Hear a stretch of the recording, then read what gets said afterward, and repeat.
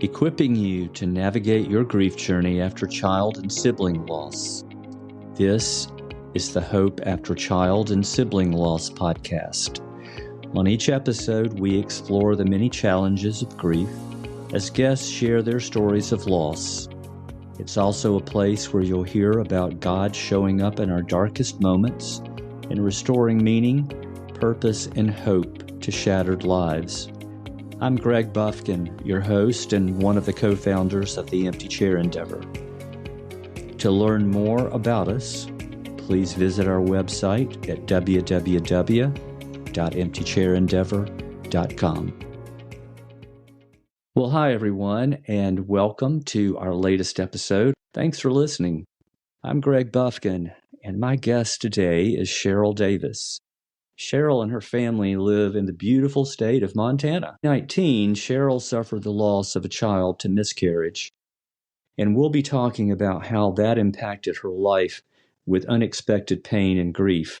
We'll also talk about how the impact of that loss affected Cheryl and her husband Eric as they started planning a family again, and how God faithfully carried them through this journey to give them hope and joy again. And now, here's my conversation with Cheryl.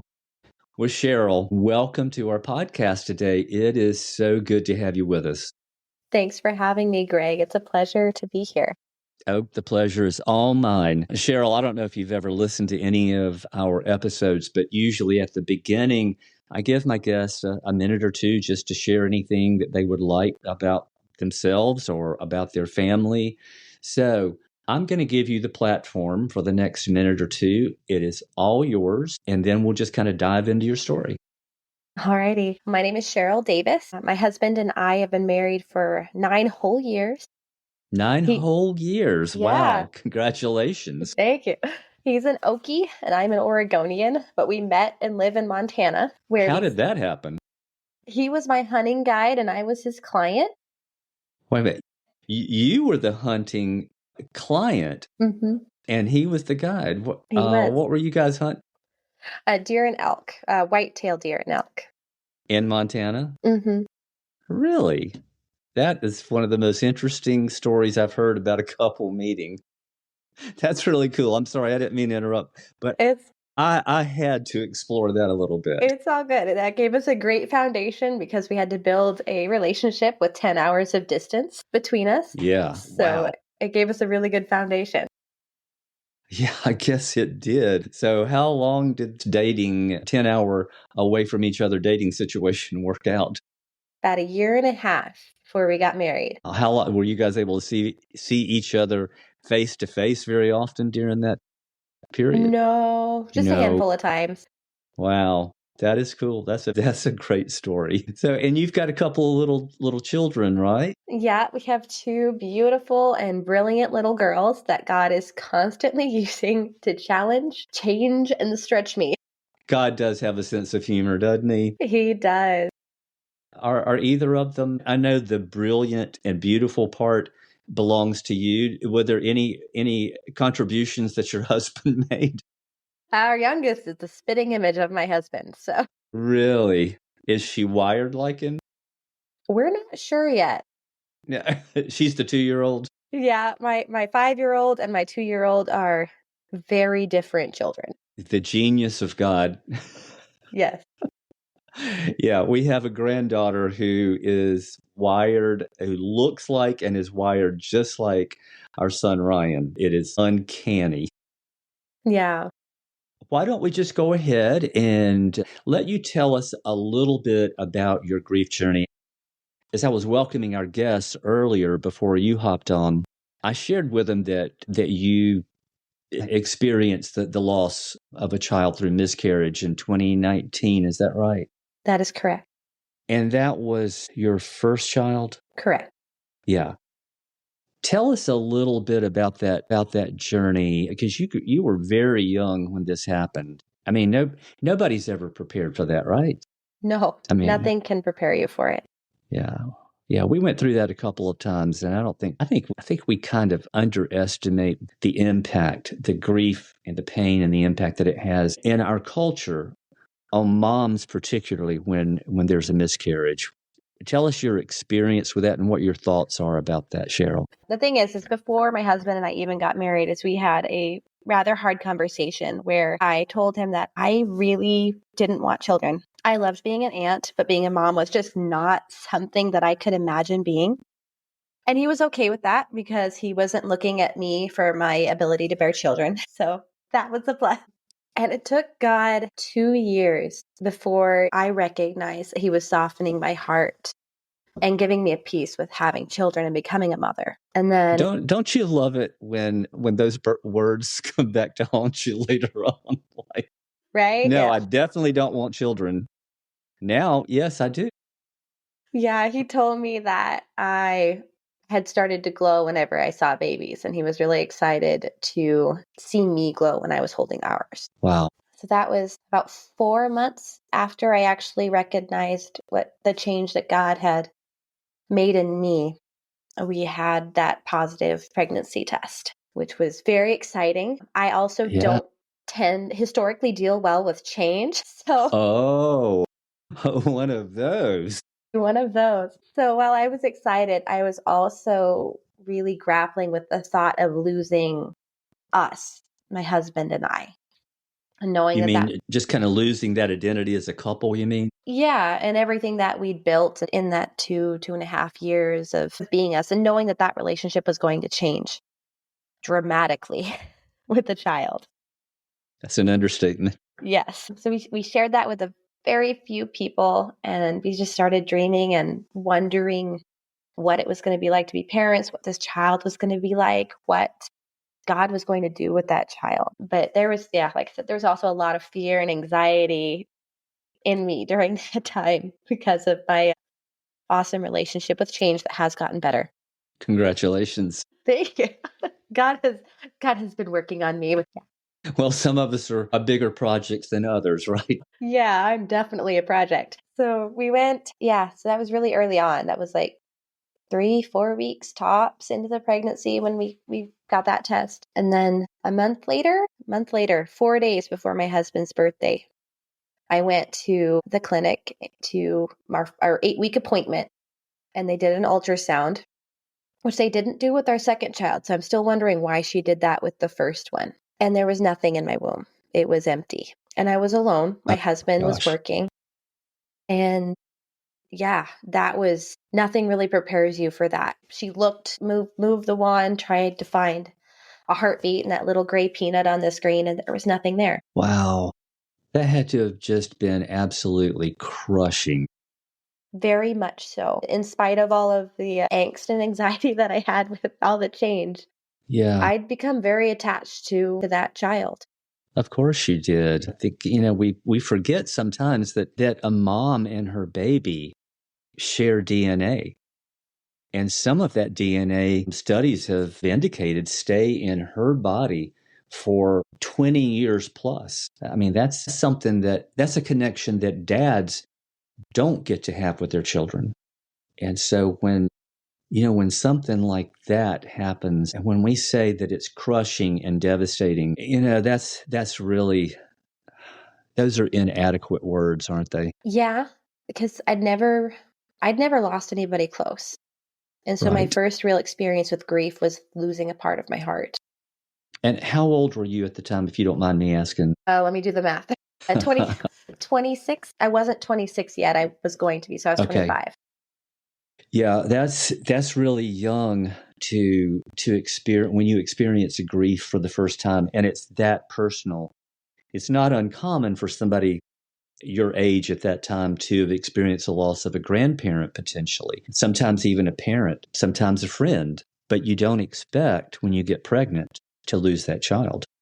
No, you don't. So, Cheryl, how in the world does a 26-year-old even begin to start processing the death of a child that she never even got to meet? I can't say that I necessarily have the right answer. I can just say what I did. There is no right or wrong answer. There was a lot of crying. I had an hour and a half to drive home because that's where the clinic was. By yourself. By myself. I called my husband and told him as soon as I got out of the appointment. But like I said, he was at work, and I ended up just driving straight to where he worked. So because I needed his arms. I needed him to comfort. Yeah. And that, if I remember right, I started spotting that same day because I didn't have any signs of a miscarriage up until that point. Really, no warning. No warning. And then I can't say that there was anger. There was just so much confusion and then fear of a different kind. Like, am I ever going to be able to have children? Because there's so many women that do struggle with infertility. Was I going to be one of them? And it was a lot of reflection, I guess. A lot of journaling, praying. I was alone a lot during that time just because of where we lived. We were pretty far out of town. I was still connected with our church, but here I wasn't with people every day other than my husband. So you were dealing with some isolation. Mm-hmm. That's a hard thing to do when you've been hit by something so traumatic. I know you said you had people in your life through your church, but they can't be with you all the time, especially when you live a good number of miles away and your husband's at work. Did you have a full-time job at that point? I did not. I had started volunteering at our church the year before, so I had become connected through volunteering. Okay. Well, so you did have some people in your life there. Mm-hmm. Okay. Yeah. Well, and was family close by? No, they were 10 hours Oregon, away. right? Yep. Wow. Did anybody come to see you? They didn't, but we live in the 21st century, so there was phone calls. My mom, I didn't realize. She'd told me, but I'd forgotten that she had also miscarried, and it was a Really? later term miscarriage. It wasn't so late that there was a burial, but it was much more difficult physically than the one that I had dealt with. So she was really able to just be there for me if I needed her. Yeah. Having had conversations with other moms who have experienced miscarriage, I'm going to ask you this. I'm not going to preface it by saying what they said, but did you experience any form of guilt after that? None that I can think of. It was more just the confusion and the loss. It wasn't guilt. Good. Trying to figure out what the purpose was.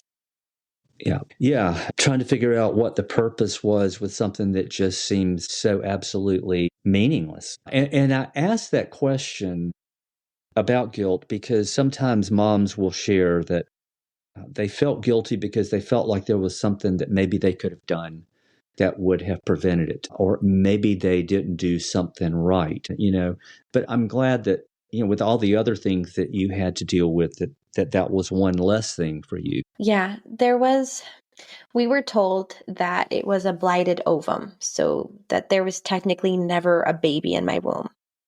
And the logical side of my brain really wanted to grab onto that of, okay, it wasn't actually a baby. I didn't actually lose a baby. And some of the people who knew of our loss were really quick to reinforce that, to try to comfort. Right. But that didn't stop me from wondering if that was actually true, because there was no medical testing on my miscarriage. No. Like, was it just a defective egg? Was it a baby? Some people even went so far as to say that if it had been a child that had been born full term, there would have been major defects or something like that, which didn't help. And just there was this major war between my head and the logic of, okay, it couldn't have been. And just my heart of going, what if it was? What if that really was a baby that you lost? Yeah, I think you deal with so many mixed emotions because it's such a difficult season for moms who find themselves there. Let's talk about something that you shared with me when we had a phone conversation a few weeks back. You talked about how after you guys were able to, for some time to go by, for you to do some healing, you guys still wanted a family. And so when you started planning for another child, you talked about some of the mixed emotions that you had going into that, and I can only imagine. So let's talk a little bit about that, because I know that there are moms listening today who maybe are in that season where they've had a miscarriage.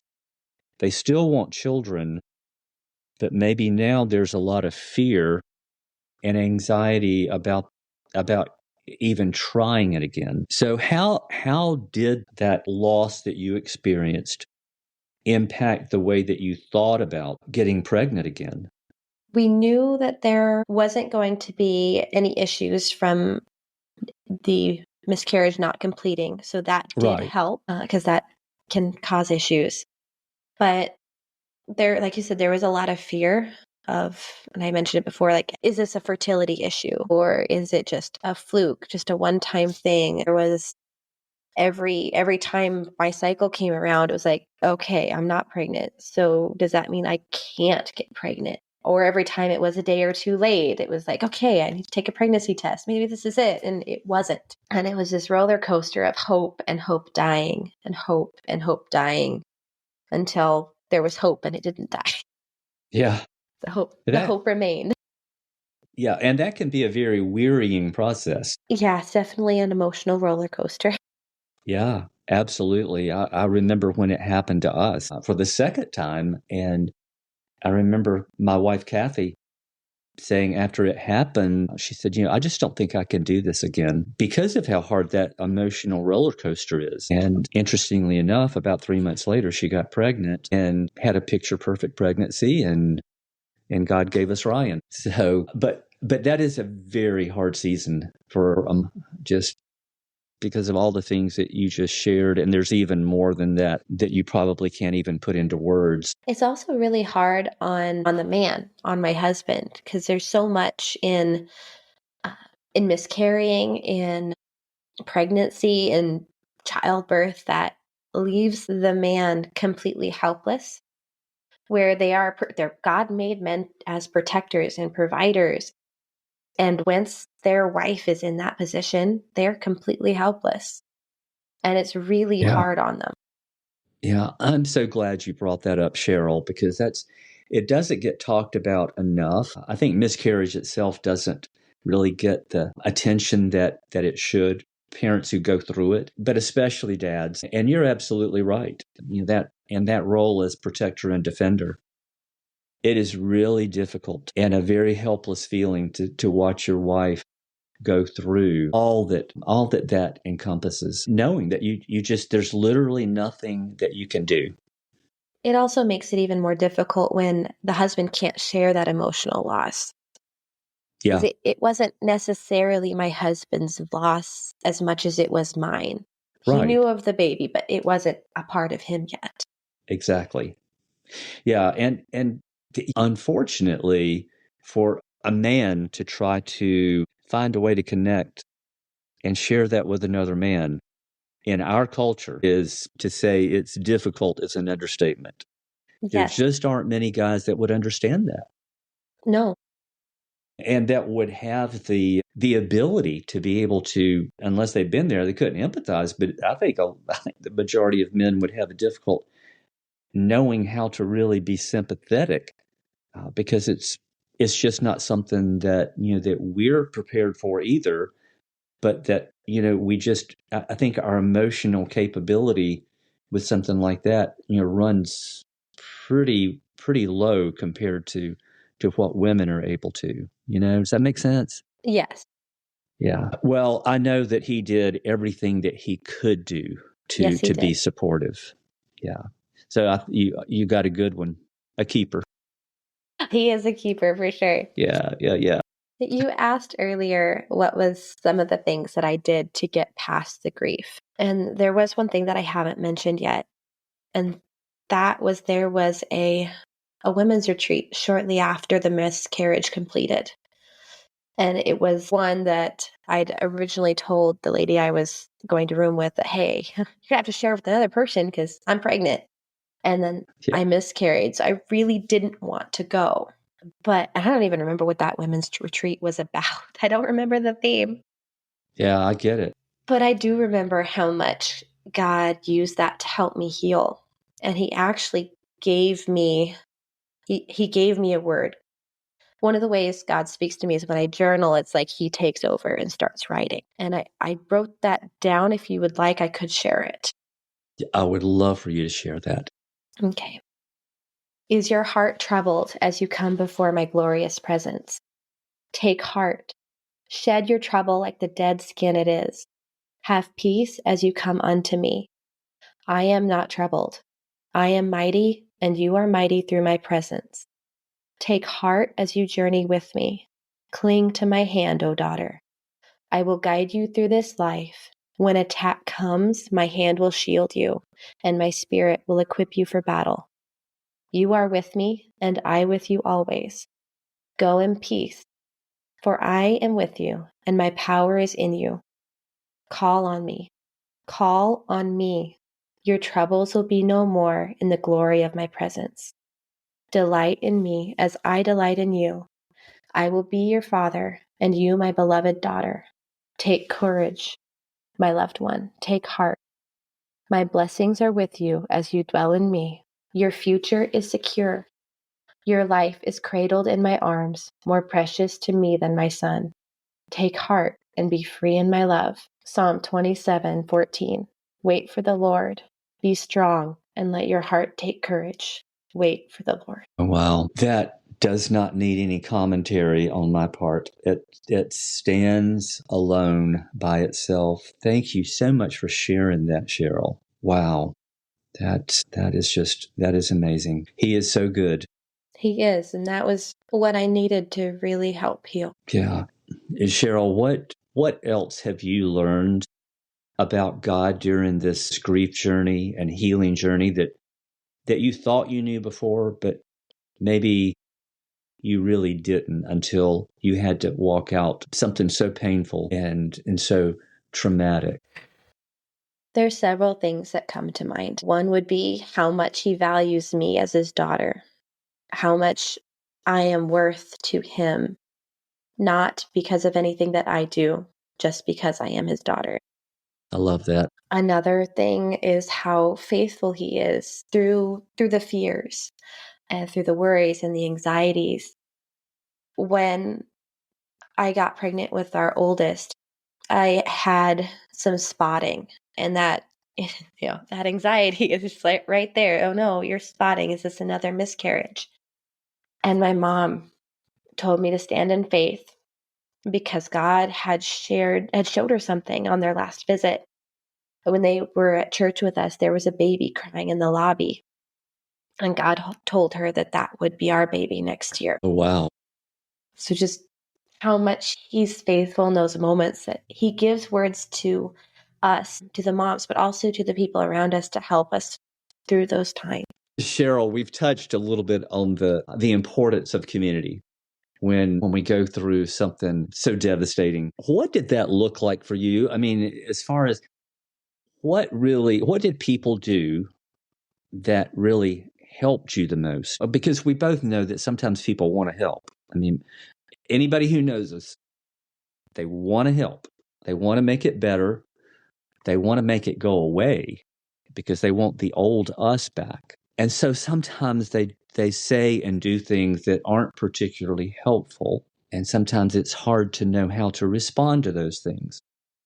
But we have to learn to forgive, and we have to learn to just let some things go. But let's focus more on the things that people did that really did mean a lot to you and that really, really did help and that maybe really did provide some comfort. Being able to be with people or women who had experienced miscarriages before did help. Like I mentioned, my mother, our pastor's wife, had gone through several miscarriages at that point. And there were a few other people that just were there, and like my best friend, she had never experienced miscarriage, but she would encourage me to just get out of the house, try to do things with me. I also worked with her at the church, that helped, and just tried to keep me out of the darkness, if that makes sense. Part of the community of my husband was a huge part of the community because honestly, he was the one I needed the support from the most. Even though it wasn't something he could really relate to, I needed him in that time. Yeah. I think one of the things that I'm hearing through all of that is that you valued the simple presence of other people. Yes, because words inevitably aren't enough or Right. are very hurtful, either one of the two. Yeah. Yeah. Words are just inadequate in a time like that. And I think that, if you're listening, and you're listening not because it's a loss that you are enduring, but because you know somebody who has just lost a child to miscarriage. It's important for you to know that it's your presence is, generally speaking, is going to be not just enough, but incredibly valued.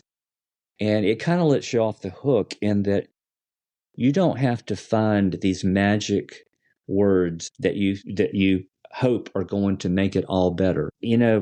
Grieving parents aren't projects that need to be fixed.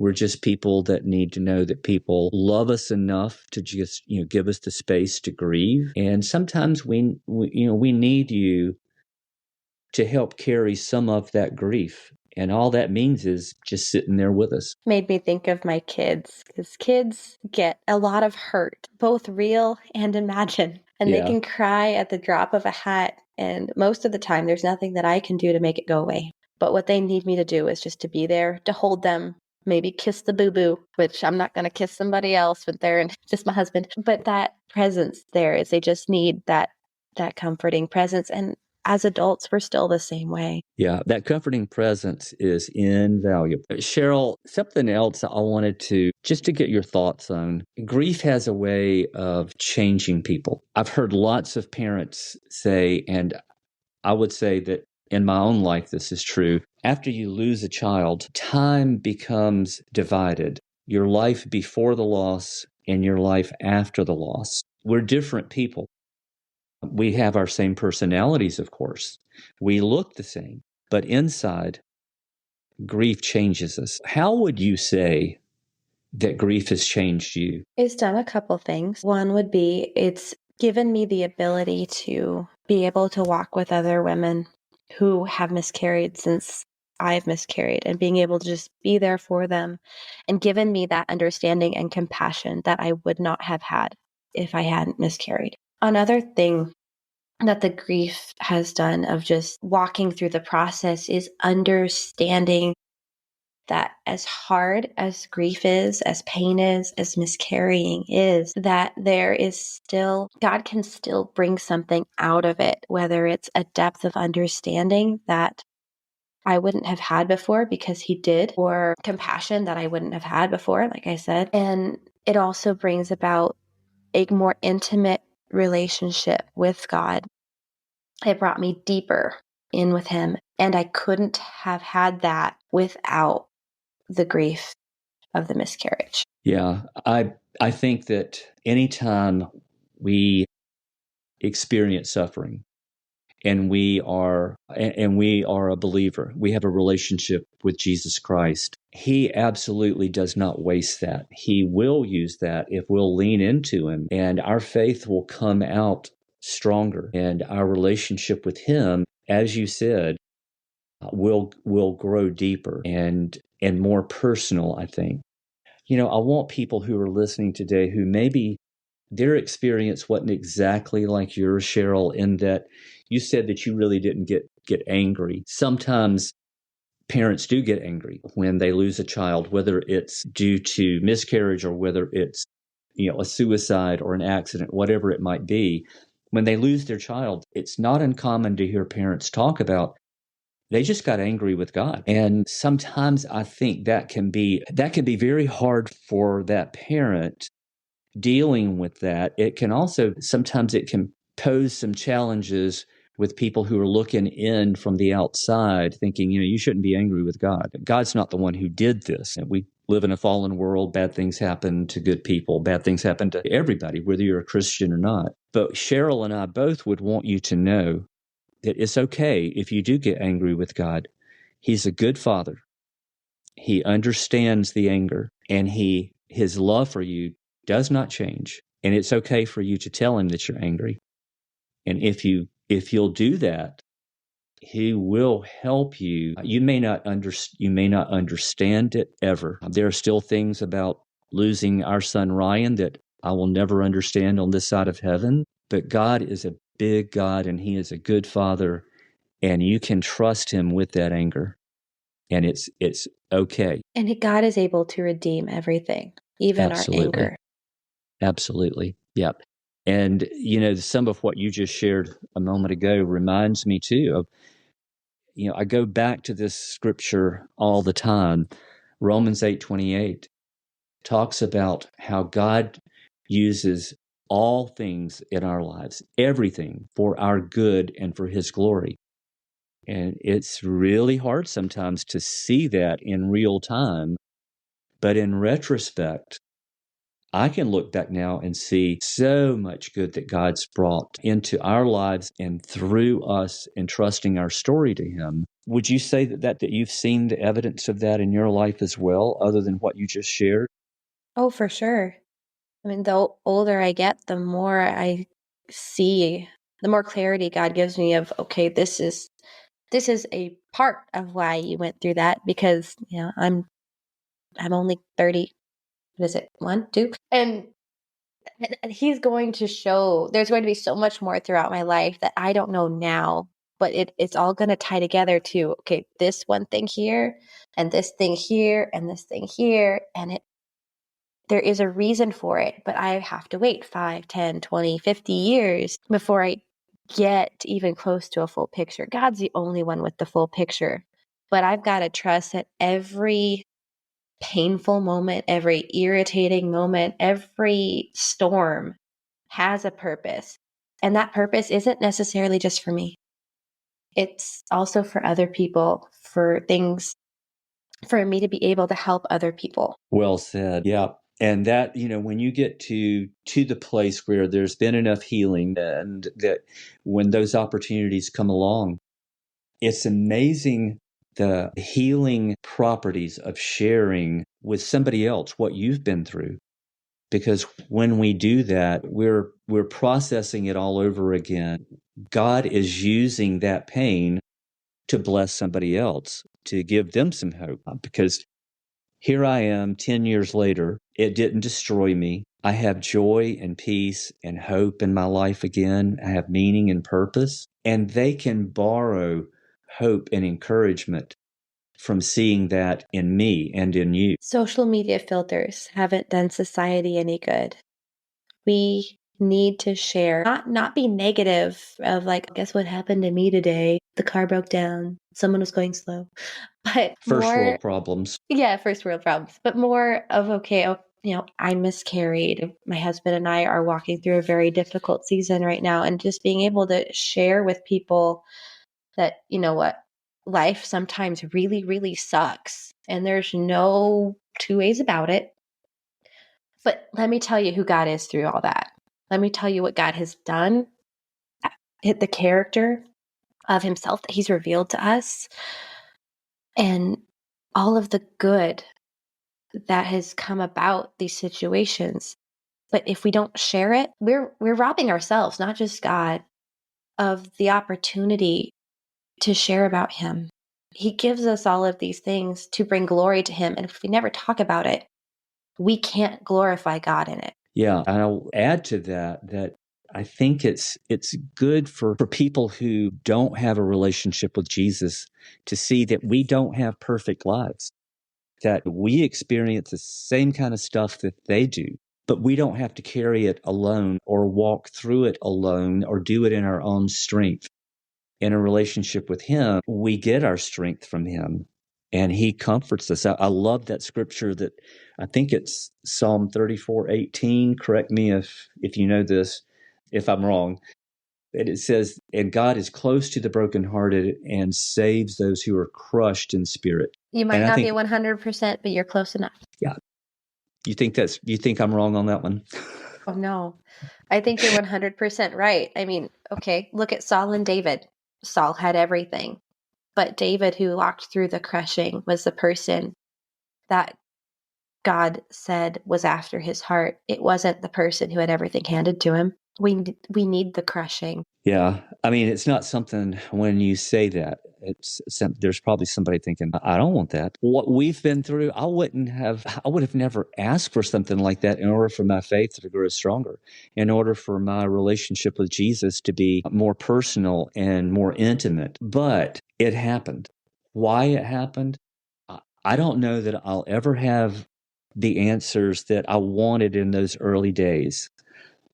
But one of the things that God did help me understand after, as I wrestled with those questions, was if he had given me the answers to every one of those questions, there's a very good chance that with my finite brain, I wouldn't have been able to deal with it, number one. Number two, if he gave me then I would have to deal with those answers.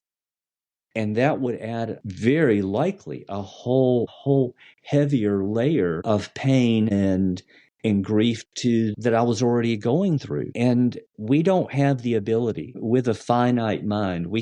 All we can see is right now.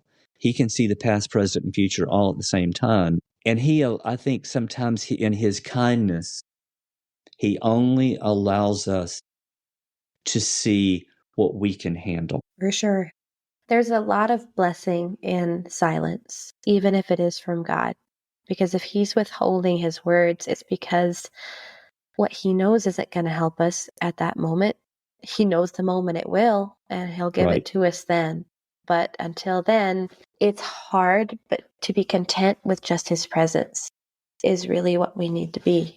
Yeah, that can be hard, but you're right. It really is important, and we need to embrace that more than we do in our culture, even within the church culture. We like our answers. We do. We're a microwave society. Not only do we want the answers, but we want them yesterday. Today's not even good enough anymore. Yep. One last thing I would like input from you about. There's somebody listening to this episode, and they have heard what we have talked about, but there are probably some things that maybe you haven't had an opportunity to share.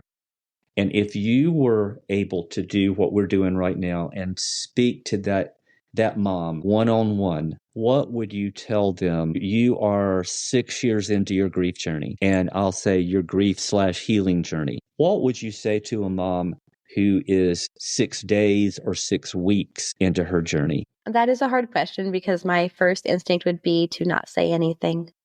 Because, like I said, words aren't enough, but everything in both the physical and the spiritual sense, what we go through when we're miscarrying does have a purpose. The pain, the physical pain, is very necessary to be able to have a child again. We have to go through that process of depending on how far along someone is, the labor, whether it's like a miniature labor or an actual labor. We have to go through that to be able to get rid of what's died so that God can bring something new and beautiful and living into us and through us. It's not pleasant because that pain, physically and mentally and spiritually, that pain is very intense during the moment when you're walking through the loss and walking through the miscarriage, which takes a month or more for some people. It's very intense, but it has to happen to be able to bring you to a new place where you're ready for that new life, for the new growth, and trusting God in those moments of intense pain and asking him for his strength because ours is not enough during those times. Indeed. Those are good words, Cheryl. Those are very good words. Thank you for sharing that. And Cheryl, thank you for taking time out of your schedule to entrust your story to us, to our listeners, and to give us some glimpses into your grief and healing journey. I think it's going to be a source of encouragement and hope to some moms that are listening today. I hope so. That's always been my prayer. And it's easy to minimize what a woman goes through, even it's easy to minimize what I've gone through because of the comparison game. But we need to not. It happened. We've got to face it and not try to minimize it, because if we minimize it, then we're not actually going to deal with those emotions from a healthy place. You're so right about that. Yep. So lean into it, walk it out, and time doesn't heal it, but God, if you'll lean into God, he will heal those wounds. And he has this unique way of taking a whole pile of shattered pieces that represent our hearts and our lives and putting them back together in even a more beautiful way. He's a master artist. Indeed, he is. Cheryl, thank you once again. It was my pleasure, Greg. Thank you for having me on.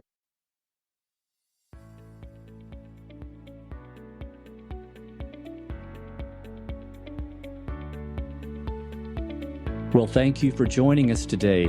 If you would like to offer your thoughts on today's episode, simply click the link under the episode summary.